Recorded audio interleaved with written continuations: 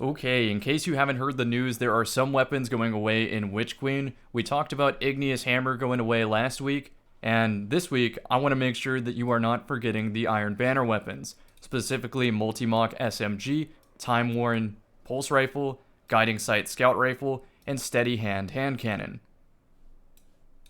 I'm at Zur right now, but I do have some of my favorite rolls in my inventory. Today's video is going to act as a last-minute roll guide. Maybe I get lucky here at Zur. I'll quickly scout through everything. Bad Graviton, bad Titans. A decent Astrocyte for specifically Rumble where you go no recovery, but Enigma's Draw, 7th Seraph. This one might be decent for PvE because Pulse Monitor auto reload. And then maybe, nope, not even good. Okay, oh, decent boots. So with that out of the way, delete this Arthurus. Let's get into it. Let's start with the Pulse Rifle in my inventory, which I think is very close to the optimal roll. So first thing to mention is that at base, this has a 17 meter zoom. I'm going to go ahead and bring the D2 Gunsmith on screen here by 7Dre. So default 17 zoom, which is the same as the Multimach. So if you want your aim to feel flush when switching between a weapon that has like, I don't know, a 26 meter drop off and a 33 meter drop off, you can go hand in hand between the two and just swap off. I think what makes this roll special is Iron Grip to help with that stability. I know it's going to be funny because I'm going to recommend going Iron Reach on the Multimach, but Iron Grip on the Timeworn Spire, it's fine. You could go Iron Reach here too, pump out the range even more, but you're going to see that range scales a little bit differently. You don't get as much juice for going high into the range. So I go for consistency and go for Iron Grip. Iron Gaze also isn't terrible on the flip side, so honestly almost any perk in this right column is good to go, but I think the GOAT perk is Slideways on the left hand column. The reload and handling boost is very noticeable. Obviously Ricochet or High Cal if you're playing snipers, and then you just pick your favorite zoom. I'm very satisfied with my roll, although Iron Grip does remove some of the reload speed. I'm getting the reload back with Slideways, so I don't have to manually reload it. And so the consistency that this combo, let me think, I have micro on this? Maybe I have mo, it doesn't matter. The consistency of this combo is so nice for dueling. Let's see, any 20 zooms? No 20 zooms, you can't get it to feel like the battle rifle. Okay, so moving on, you want to see how this looks in the field? It's a microscope. Let's put ricochet rounds on, counterbalance, which will bump up that recoil direction. Let's look at this. To 75, so it's more straight up and down. And just quick field test. Shoot the guys. There's that Slideways buff. In a pinch, you can also swap weapons to reset the Slideways cooldown, just like this. And so when you're moving from place to place, just keep swapping.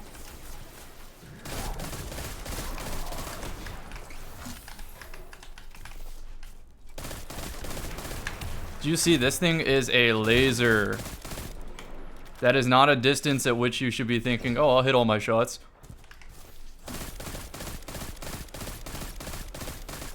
Too many yellow numbers at that distance, just saying. Okay, so let's move on to the real reason you're here. Is I have a bunch of Multimachs in my vault, I don't know what to keep. Let's oversimplify this for you. You shoot for absolute max range, max zoom. Now that we cleared out Zur, let's show. Absolute max range, so that is Iron Reach and Killing Wind. Notice that bottom part of the perk that reads 1.05 times damage fall off distance multiplier. That makes a huge difference because of the scaling of the range stat here. Also, the zoom makes a big difference. Watch this. Look at how big of a difference that is. You go from 18 meters to almost 26 meters in one scope.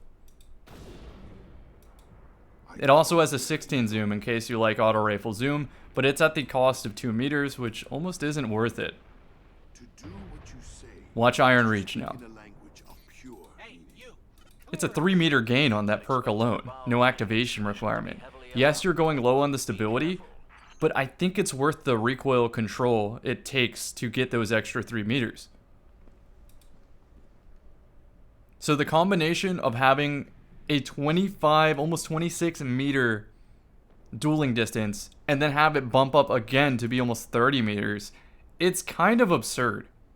And yes, by the way, it does go over 100 range because of that damage fall off distance multiplier. So this is what you are shooting for.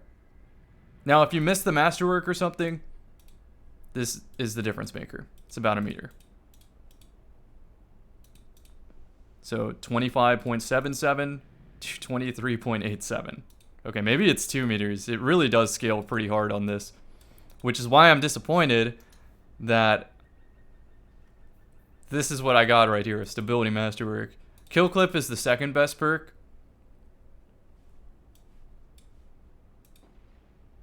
So you can delete people. It already has a fast time to kill. Iron Gaze, overrated, but you can get a meme roll where it has 10 range. Iron Grip, also overrated on this one.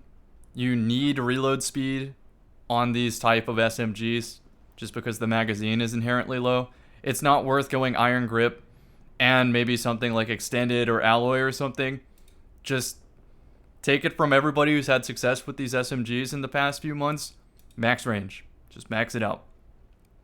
Now, alternatively, this is my favorite roll right here. I actually own this exact roll, and I would handpick this roll every single time, except I wish it had the option of a 16 zoom just because I'm finicky like that. So anyway, Hipfire Grip is getting a buff in a future patch where it's going to have 20% longer fall-off distance than where it is right now, and it's already pretty decent. So when a Stompy Hunter is flying over your head, you can have accurate hipfire to make sure your shots go through, and more importantly, to make sure that it's aim-assisted towards the head. It makes a huge difference. So in a way, you have a higher likelihood of getting the kill from hipfire, which means kill clip is probably going to go through. So do not sleep on the Multimach. Also have to mention, it is a lightweight frame. So if you're building a Peacekeeper build, you can go for like 3 mobility on a Titan. Then you get the 2 bonus from lightweight, and then the 5 bonus from Peacekeepers. So you could be at 3 mobility, but Peacekeepers and Multimach make it feel like you're at 10, so you can crank the rest of your stats up really high. Also, Hunter Dodge benefits from the lightweight cooldown. You can use Zer's Astrocyte verse that he has this week. Try to get to 10 mobility on an Astrocyte, break some ankles. You'd see I almost have 1,000 kills put into this one. It is tried and true, very good. When in doubt though, go max range. Okay, now talking about the steadyhand hand cannon. I have some of these in my inventory. This is the one that I think you absolutely go for under any circumstance. This perk combo makes sense. Quick draw is only the faster draw, not the faster stow, but snapshot overrides the handling stat to give you a faster aim down sights. So even though I don't have any quick draw exotic, no dragon shadow, look at how quick this can be. We're actually going to go from one hand cannon to the other.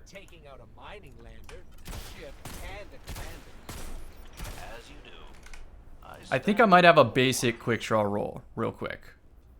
Yes, I do. I want you to look at this. Look at the ADS speed difference. That's from quick draw. Now this is without. Big noticeable difference. So snapshot overrides that. So it can feel consistent all the time, and I think that's very important to a hand cannon. The second important thing to one of these hand cannons is the magazine perk. It goes down to 8 bullets in the magazine if you ditch the magazine booster. And I used to think like, oh, high cal is super important, gets the flinch snipers. Honestly, at this point, they're going to hit me anyway, especially Lorenz. So I want the extra bullets for team duels.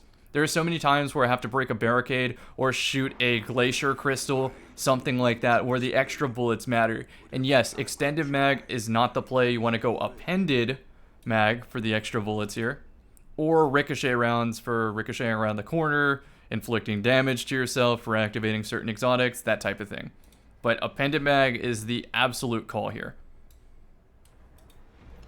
So why is this important? It's important because you use something like Lemon Arc or a bow to hit them once, and then you swap to a 120, which has higher inherent body shot damage, and just clean them up for a quick 50. Now, I do have a meme roll where it is almost max stability, if not max stability. Iron grip for more stability, slide shot for more stability, extended mag, so when I slide I get more bullets. It's not exactly the case. You have to go backup mag to get the triple bullet reload. Maybe that's worth it if you don't like jumping, but Icarus grip is a no-brainer. The point is, if you're a controller user, this is a pretty decent roll. This will feel just like an Igneous Hammer in everything except handling, and you can get the handling back through Ophidian Aspects or Dragon Shadow. So, field test real quick. You're going to see the difference between, I would say, a good Igneous Hammer and a good steady hand. This is just a basic Igneous Hammer, no stability perks. It's just adept, so it gets a little bit in that regard. So they're gonna be pretty close.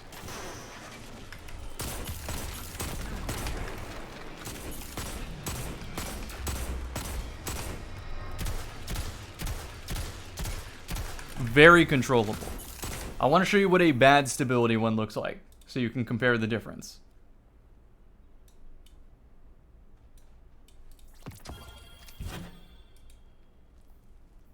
Here, let's crank that down even lower. So this is quick draw and swashbuckler. I'll talk about swashbuckler in a moment. Look at how jarring the difference is. This is no recoil compensation aiming at that circle. Look how much that climbs. Do this again. It's not even close. In a totally different ballpark. So therefore, you want to go for some stability on this. I'm very glad I visually showed you that. I should probably join this big band. Important things. The deep black is many things. Okay, so steady hand is probably the sight, and stability masterwork. Hear me out on those. It is noticeable. It is worth it. Sometimes you're 5 bullets deep trying to just shoot a team or shoot a barricade or something when somebody peeks, and you're going to notice it blooming all over the place. So this is my ideal role. Stability sight, stability masterwork, killing wind to get some of that range back, appended mag so you have more bullets to deal with all sorts of situations, and swashbuckler. I know damage boost might be overrated to some players, but this comes up so much when I play Shadebinder. I freeze so... You know what? Let's go look at some of the clips. I was going to save these for a Shadebinder specific video, but... Let's see here. Yeah, okay. Look at this type of thing that Shadebinder does. Look at the bullets coming into play. You use a lot of bullets on this, so you're going to appreciate those extra too. I started the weekend off on Ricochet, and I ended up in a... Look, I'm shooting a trip mine. Imagine those 2 extra bullets needed for the last person. Like, it does come up.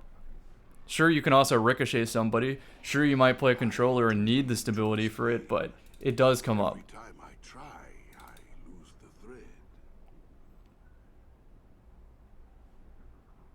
Oh, watch this one. Watch this one. Double freeze.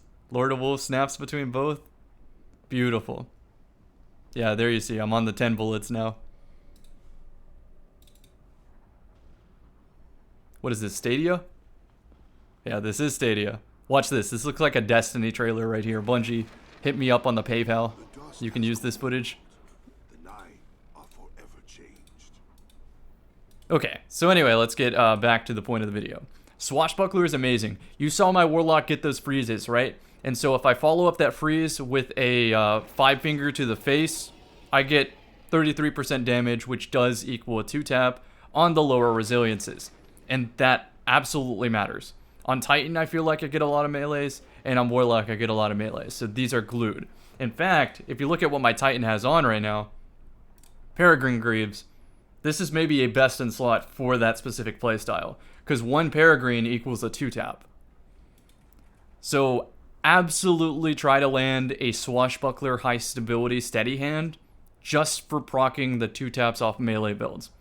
On Hunter, Invis is going to come up a lot more, which means executing somebody with a melee, shotgun, slug to the back, and then switch to the hand cannon, melee follow-up type thing. It does come up. You have throwing knives, of course, too, on Bottom Tree Gunslinger. I should mention you can go iron grip, slide shot. You saw the difference of the roll I have. So the reload is negated by the slide shot. So this is more like the controller recommended roll, is just crank the stability as high. Whereas the M&K roll, I still think stability is very important. Go for this. And if you're an Ophidian user, you can just go all in handling to try to make the gun have quick draw at home. Or rather better quick draw. Quick draw is also a perk worth mentioning on this. Quick draw snapshot. So you get the quick draw to get to the gun quick, and then the snapshot to override the aim down sights after a second has passed. So yeah, I think you understand. Steady hand now. Let's move on to the guiding sight scout rifle. I actually don't have a roll of this.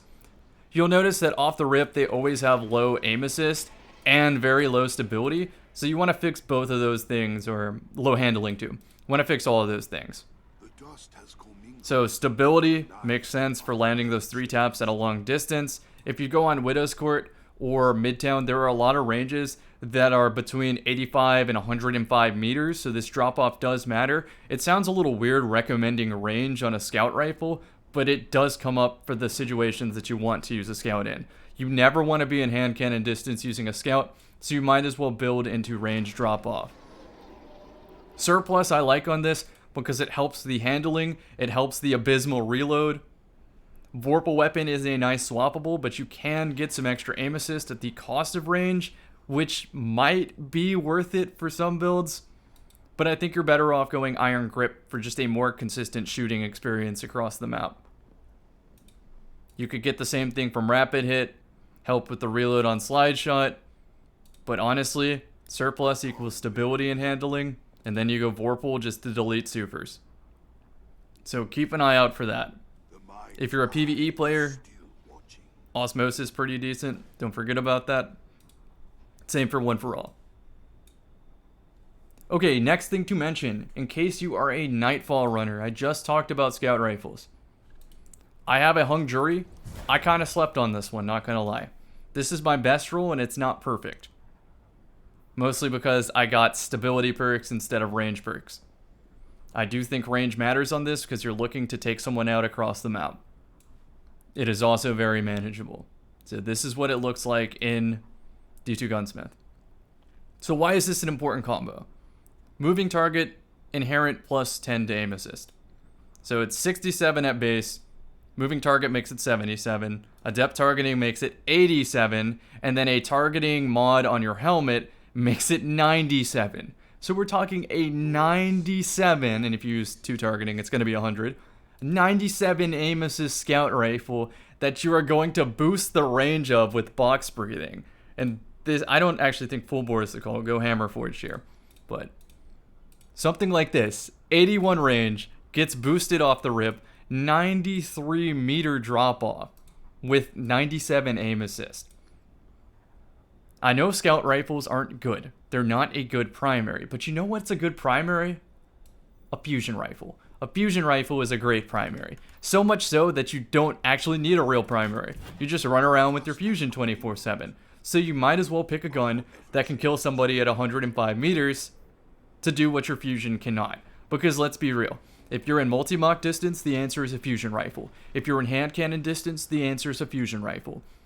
Auto rifle, fusion rifle. Pulse rifle, fusion rifle. The only thing it can't do is scout rifle. So go into a long range scout rifle. This Grandmaster Nightfall is Lake of Shadows and absolutely worth doing for this. The second thing to mention, PvE, is the rocket launcher, the Hothead. I have a bunch of those. That's my PvP one. I'll explain that in a sec. This is one of the PvE roles where you have field prep and clown cartridge to keep up with the Galahorn DPS on your team. Maybe you go Witherhorde, shoot it in, and just keep reprocking those wolf packs as fast as possible. There's a lot of meta ways to run a Hothead. This one is demo and Vorpal weapon, where I can use like Starfire Protocol to automatically reload it and then get some extra damage on Vorpal. Yes, we also have the Hazen's Vengeance, which will have lasting impression and autoloading holster, but why not just have multiple options for a rocket since you're going for the scout anyway? And then the final thing to mention is the PvP God roll, which is the information stick. Gonna throw that over to my hunter so we can physically see it. I call this the information stick. Threat detector lets you know when there's people in your proximity.